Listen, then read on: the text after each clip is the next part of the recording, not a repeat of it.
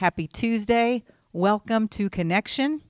We will begin today with our prayer of surrender and then on to our devotion. Spirit of truth, carry me where you will. Bring to me what you will. Take from me what you will. Awaken in me what you will. The Christ man is around me. The Christ mind is in me. The Christ power flows through me. And the Christ mystery exists as me.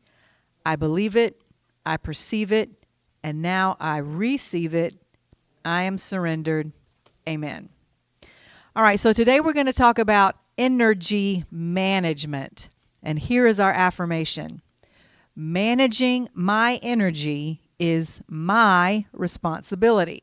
It says every time you go into any situation, you bring your energy with you.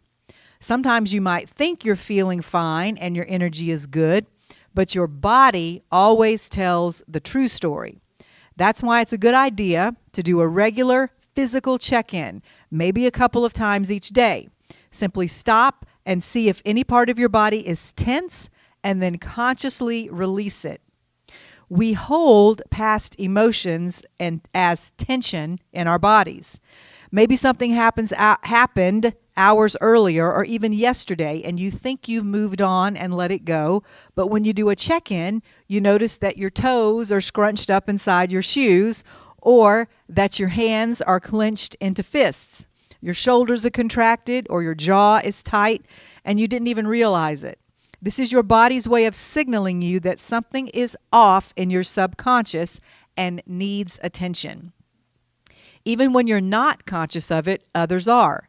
You may think you're fine when you walk into that meeting or come home after a long day. But if you have a lot of unresolved tension, everyone around you feels it, and their defensive force fields start to go up, which usually leads to arguments and more tension. So the check-in is helpful because it makes you more aware of your energy status. Even if you can't shake off your tension totally or get yourself into a higher vibration immediately, just being conscious that it's there can be enough to neutralize it and will benefit not only you, but everyone your energy comes into contact with. All right, so let's say the ending prayer. Peaceful God, help me manage my energy today by listening to the signals my body is sending me. Amen. All right, so managing our own energy is our responsibility. And sometimes, as we just read about, negative energy gets stuck in our body and becomes physical pain, or it just hangs around as emotional pain, neither of which is pleasant or preferable. So today we're going to be talking about how to break the chain of pain, the first step of which is remembering that we always have the choice to either react or respond. And responding is the better option. Why? Because, as we've noted before in an earlier teaching, responding is based on information from both the conscious and the unconscious mind, whereas reacting is always driven by the unconscious or subconscious mind only. And responding takes into consideration the well-being and long-term effects on you as well as others. Reacting is an instantaneous, largely ego-based reaction, which isn't very helpful in the long run, especially in emotionally charged situations. So instead of having a knee-jerk reaction when we feel hurt by someone or an event that occurs or just by the state of the world around us right now, I mean, all you have to do at the moment is get on social media to see the amount of people there are who are in deep pain. There are people shaving their heads. There are people screaming and crying and giving these long rants publicly. There are people that are vowing to cut off relationships with their spouses, with their family members, with their friends. There's literally, this is an adult audience, there's literally women out there who have said they're not going to have sex with their husbands somehow because Trump got elected. Okay. There are people that didn't go to their families' houses for Thanksgiving. There are people who have cut off lifelong friendships over things that are happening externally in the world. And I realize that they're important, but sometimes you just got to think about how much we're letting these external events dictate our inner peace. And what we've got to remember is to reach for the response, not the reaction, the response that comes from our higher self rather than that emotional knee-jerk reaction. But so we'll get to all that a little bit later. But right now, let's take a deep breath in and let's say our connection affirmation together. I allow perfect health in my body, perfect peace in my mind, perfect unconditional love in my heart, and the perfect divine timing of spirit to guide my life in thought, word, and deed. Amen. This concept of a chain of pain and how to break it was inspired by a talk that I listened to by Esther Hicks. And the whole thing was really good. I'm going to be referring to it quite a bit today. Here is the beginning part of what she said. When you decide to orient yourself toward what feels best to you, as you focus upon it, you will tune yourself to the vibration of your true center. You will tune yourself to the source within you, and as you tune yourself to that, you will thrive. And in your thriving, you become less focused on and less worried about everyone else. In your thriving, you are less concerned about the injustices in the world because you will be tuned to something other than injustice. You've got to ask yourself, am I tuning myself to injustice or am I tuning myself to well-being? Which is it? Am I tuning myself to love or am I tuning myself to hate? Or as I would say, maybe the opposite of that would be, am I tuning myself to love or am I tuning myself to fear? Have I tuned myself to confusion or clarity? Have I focused my attention on the best in others or on the worst in them? And when you start asking yourself these questions, you take your power back, because then when you say, I see something I don't like, you remember, oh wait, I have the capacity to see something I do like wherever I look. I can find it if I look for it. Or I have the capacity to look and focus my attention somewhere else where there's something I do want to see. And as you begin to show yourself that you can control the way you feel by controlling what you think about and by choosing to align with the source energy inside you, then you will understand. And when you see hateful people around you doing hateful and hurtful things, your heart will go out to them because you know what it's like because you've been there yourself.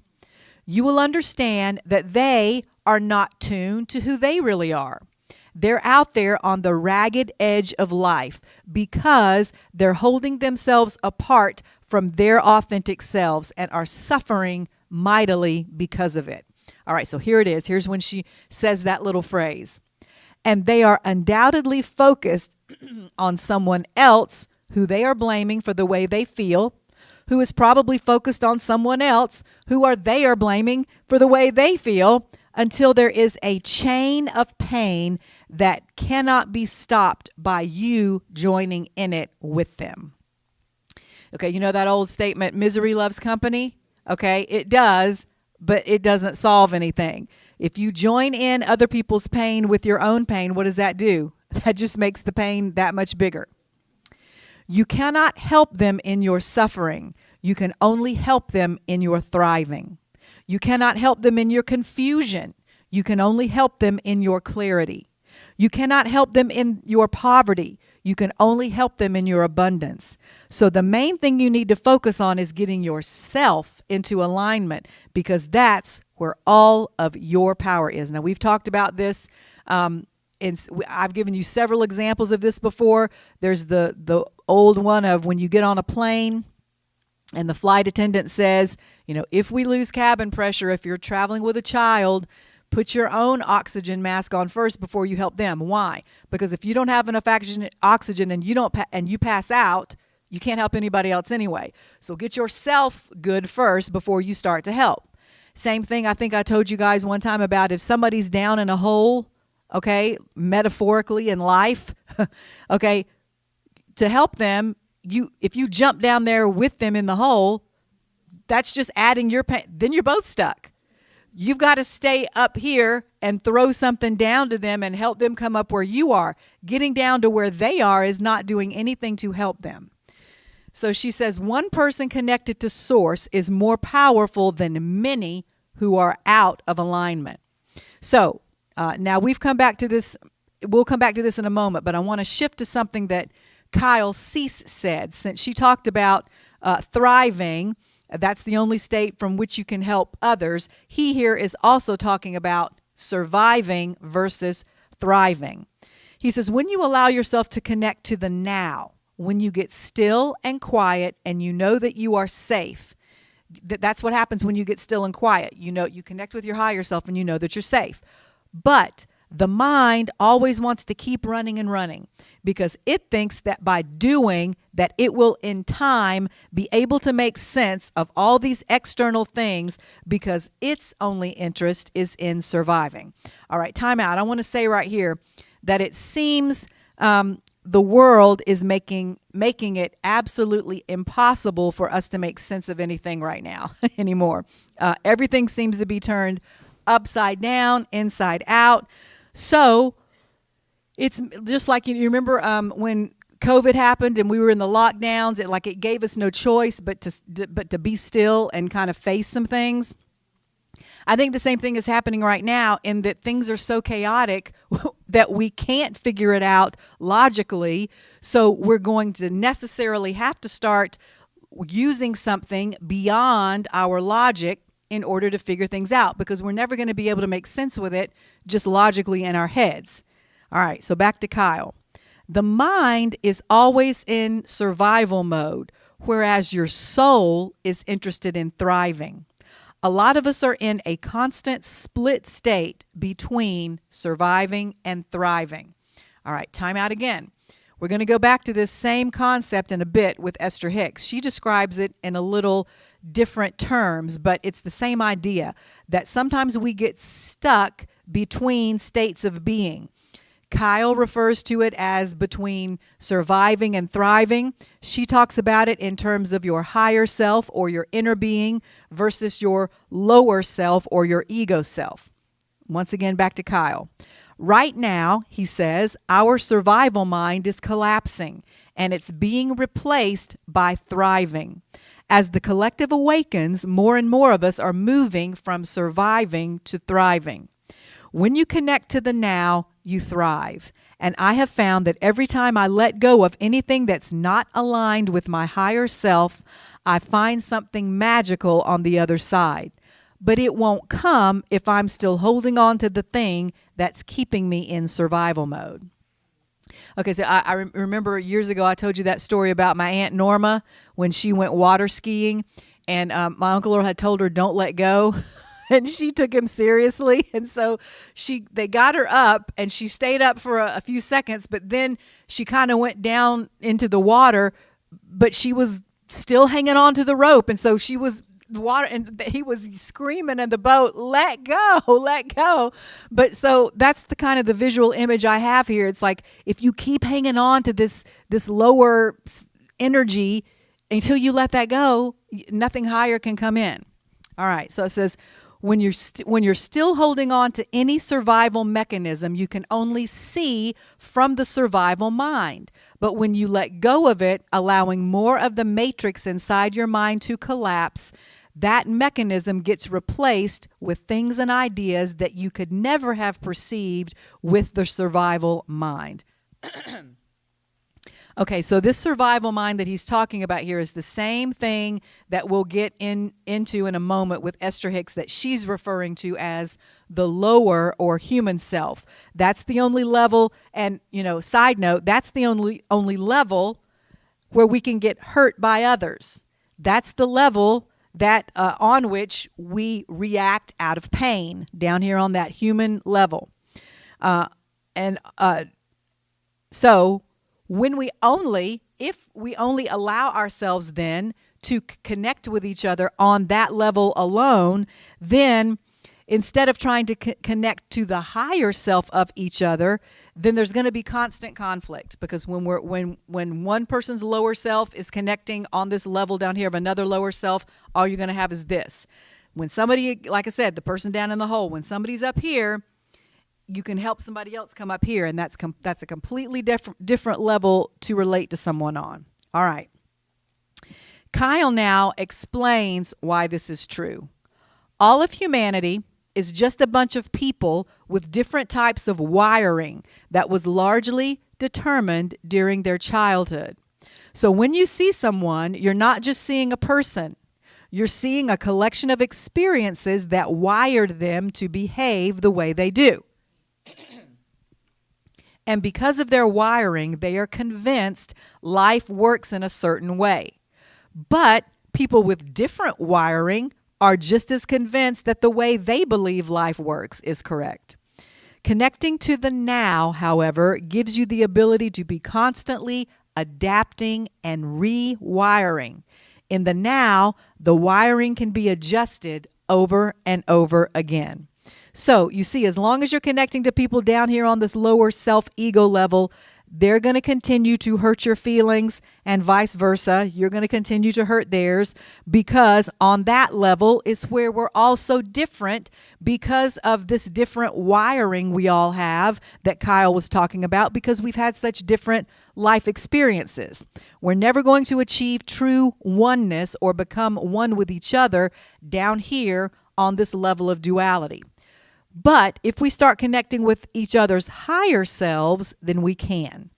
And on that level, we stop feeling hurt by others or by any external event that has occurred. Because as we learned in the book we studied here years ago, Radical Forgiveness, according to that philosophy, there's nothing to forgive on that level, because we realize that there are no mistakes. There are just steps along a particular journey. The eternal self inside us can never be hurt. All right, so let's go back to Esther Hicks now and find out how we get to that level. She says, most of us are in the process of creating two realities: the reality of your eternal being, as well as the reality of how you're feeling right this minute in the present moment. So she's saying, in the process of our creating our own reality, there are actually two realities, and we're creating both of them at the same time. And as we'll talk about later, we get to choose which of these realities we will relate most to at any given time. There's our eternal or higher self that is experiencing and being affected by everything that's going on here in this world of duality, where all the information we're getting is being filtered through our senses and emotions and wiring, which is our lower human self reality. So as we're creating both of them, that eternal self is also being affected by all of this down here. The ultimate goal is to make these two realities so similar that they just merge into one another effortlessly by practicing relating to or identifying with our higher eternal self so much of the time that it becomes our go-to or our predominant reality. And so that's exactly what she says next. She says, it's in your best interest for those two realities to merge. And the only way they can is for you to identify with your higher eternal, or what I like to call your inner self, most of the time. Because it represents your authentic self, and it will never agree with your lower ego-directed self. So it is your task to let go of that self and go with your authentic self. Then she explains a little bit further. Your authentic self will never join your lower self in complaining about the injustices of your world because it doesn't recognize them. It will never agree with your lower self about shortages and lack that do not exist in the eternal. It will not indulge your lower self's notion of illnesses that are only shadows that have blocked the light from beaming into your experience. It will not discuss with your lower self those things that make you feel bad. In fact, the only reason you do feel bad at times is because you choose a specific storyline and practice it or remain in its vibration for so long that you chronically hold yourself apart from the strongest part of your resource, which is your connection to Source through your higher self. So let me stop here again and make sure you're understanding what she's saying, because it's so vital to what we're talking about today. She's saying, first of all, when we talk about creating our own reality, we need to understand that there are actually two realities. There's the reality of our inner, higher, eternal Christ consciousness self, and then there's the reality of our physical human self. And it's only our physical human or lower self. Now, lower doesn't mean evil or bad. It's just human. It is a product of this limited earthly existence we are currently experiencing. But that self is the only one that can be hurt or experience the effect of painful emotions. Because, as we know, our eternal spirit self is always okay and at peace. So she's suggesting that the only reason we ever feel bad is when we have identified exclusively and for too long with that lower, limited physical self, and that pain and discomfort come when those two selves are not in agreement. And since our higher self is never going to come down and agree with our lower self, then if we want to feel good or if we want to feel better or at ease, then we've got to figure out a way to get our lower self into alignment and into agreement with our higher self, because it doesn't work the other way around. So are we getting this? It's just like the jumping down into the hole with the other person. You can also think of that as your higher self and your lower self. If you let your higher self jump down into the hole with your lower self, well, first of all, it's not going to do that. So your lower self's just going to be jumping up, until it can get up on this level. Then those two parts of you are never going to be in agreement, which is what causes pain and emotional discomfort. She continues, when you have a feeling of worry, anger, frustration, or fear wash over you, all that indicates is that you are thinking about something quite differently than the way who and what you really are, also known as your authentic self, is thinking about it.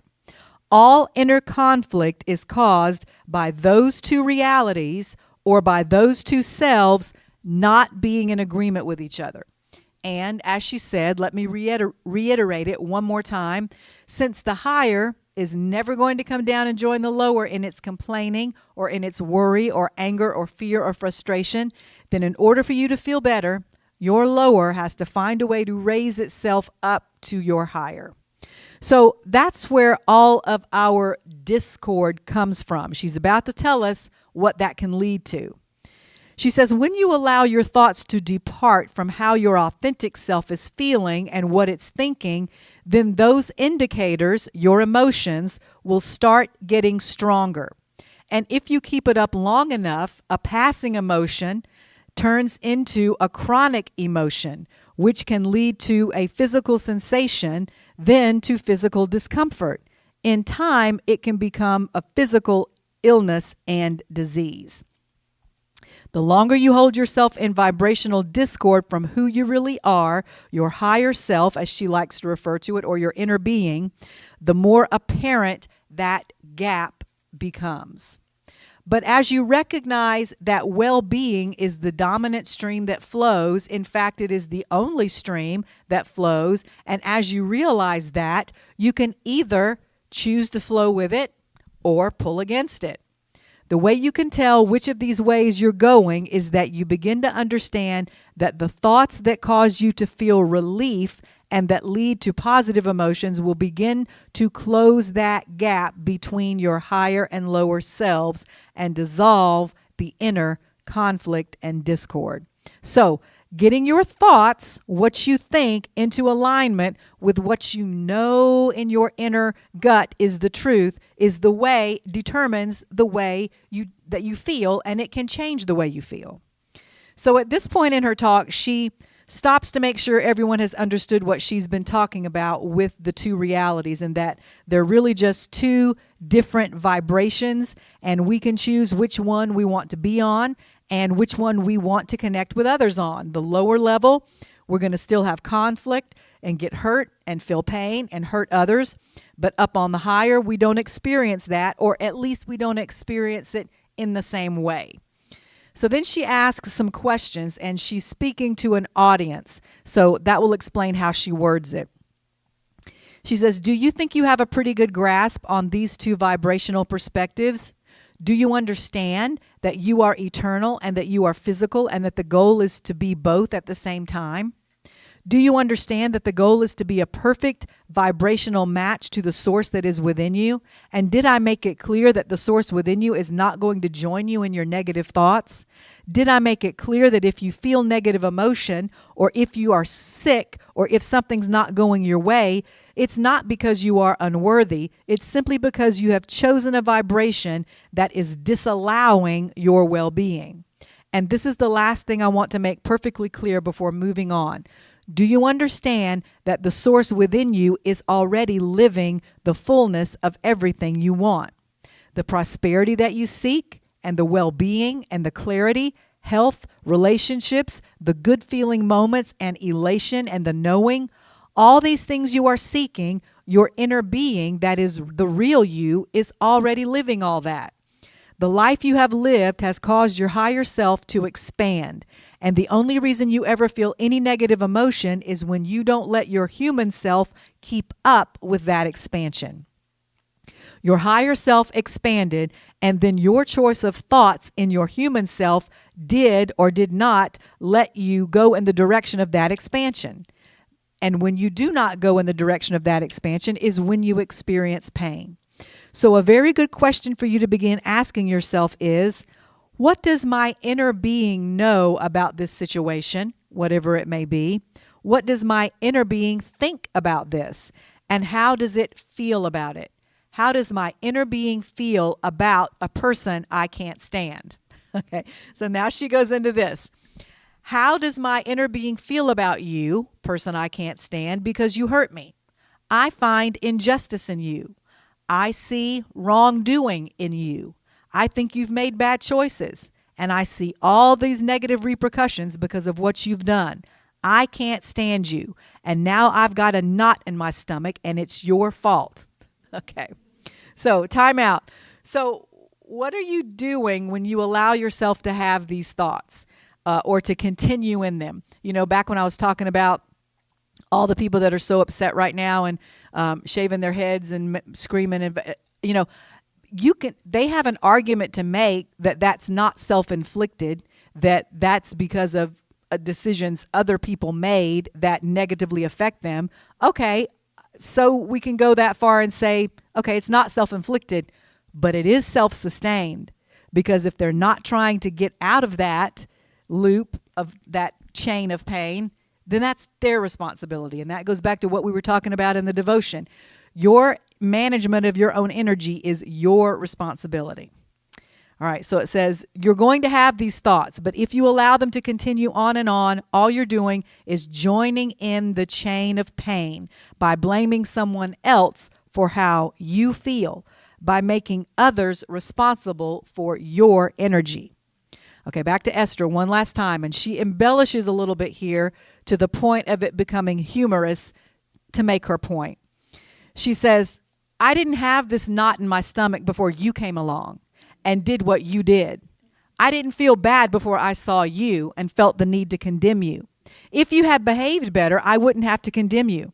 Do you remember that if you ever see siblings, that little game they play sometimes, like, why are you hitting yourself? Why? And they're actually doing it. They're taking their little brother's hand and hitting their own head, but they're saying, why are you hitting yourself? It's like, so that's basically what you're saying. It's like you're doing it to yourself, blaming somebody else for it. If you had behaved better, Or like if you hit somebody and they say, "Look what you made me do," like it's your fault that they hit you. I wouldn't have to condemn you. If you were standing over there with my good friends, then I wouldn't have to feel the way I'm feeling. So go over there and stand with them and behave like them. Now, get over there.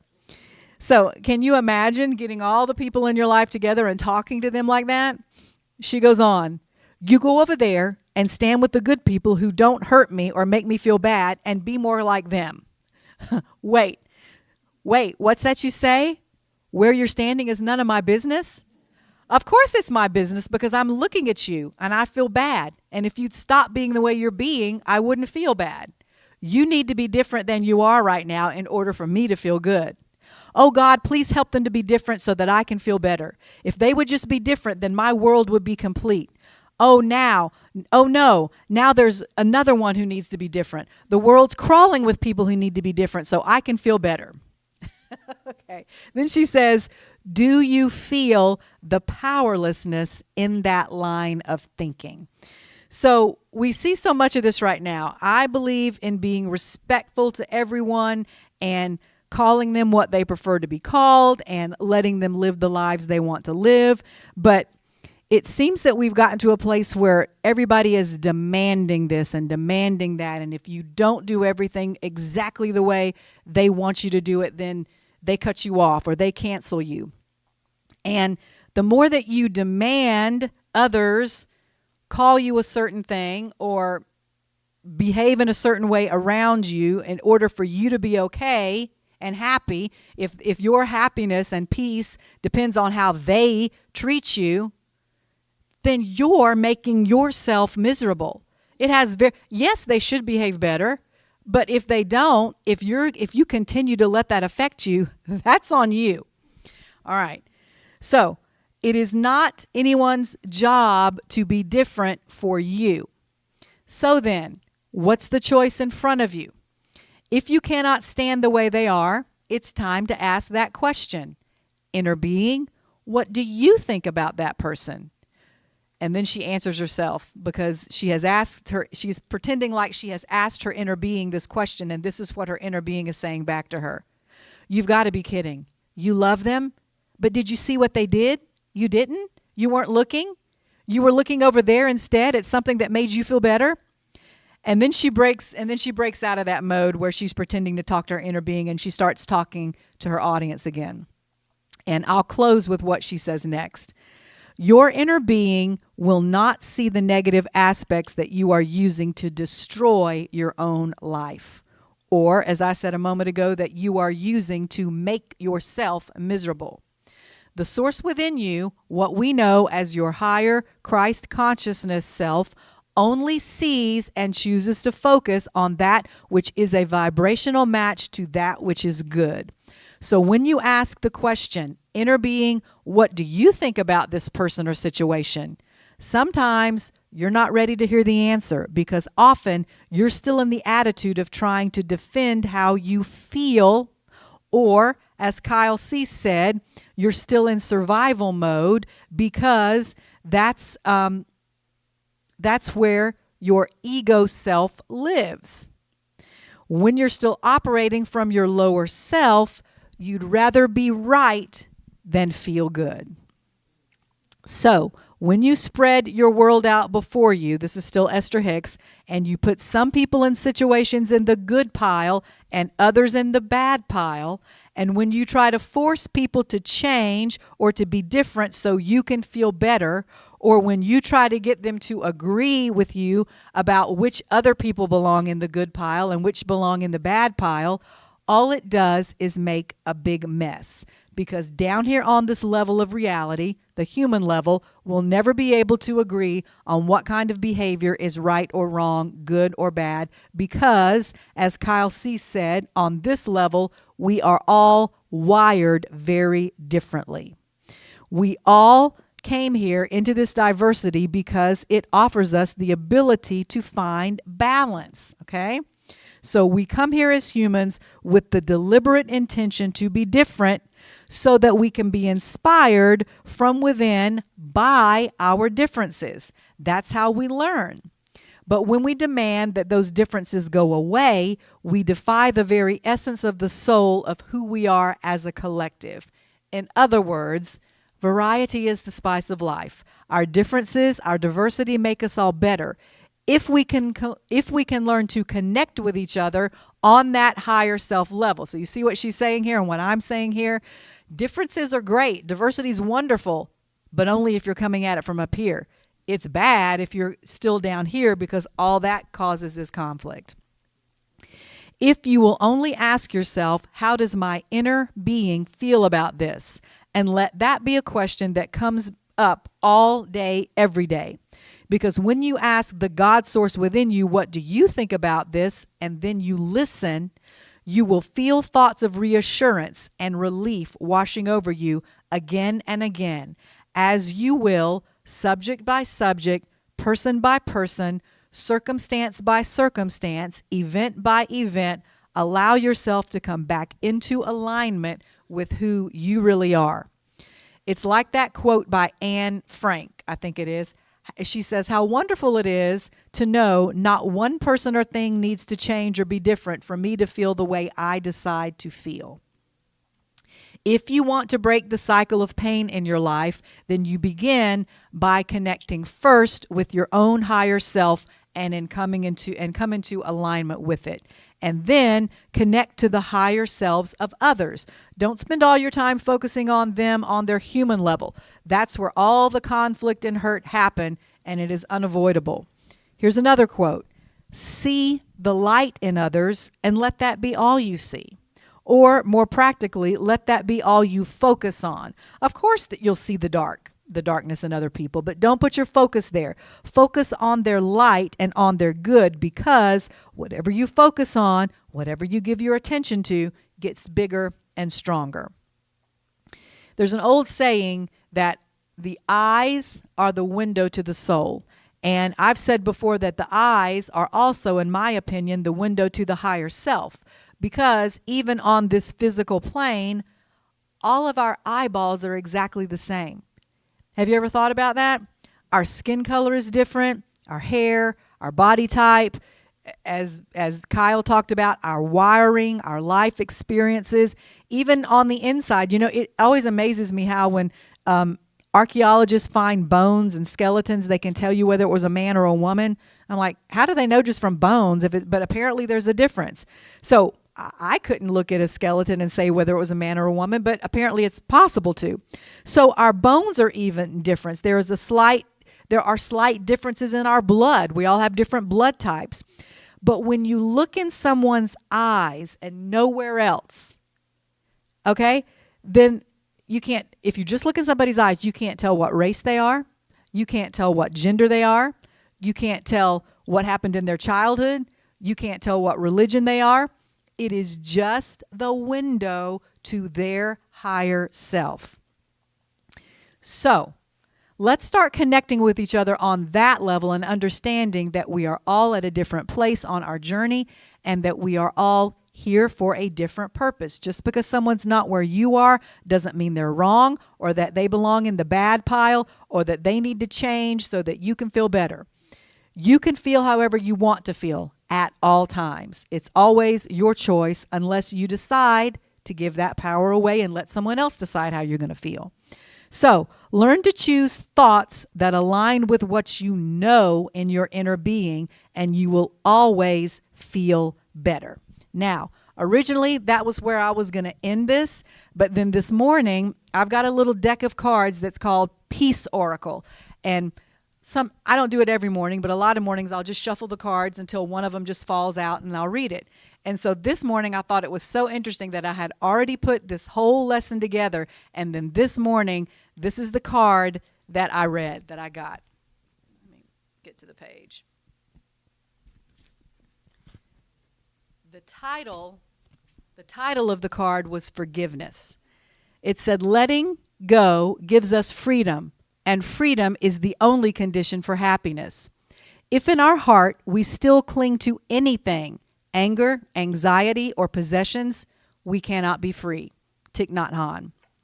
Forgive so that you may be restored to wholeness. Both deep hurt and simple kindness are brought to any given moment through an infinite web of ideas, actions, and social norms. Hand me your anger, confusion, and pain. The chain of hurt ends here. Let love and peace complete you once again. Wipe the slate clean and approach a relationship afresh.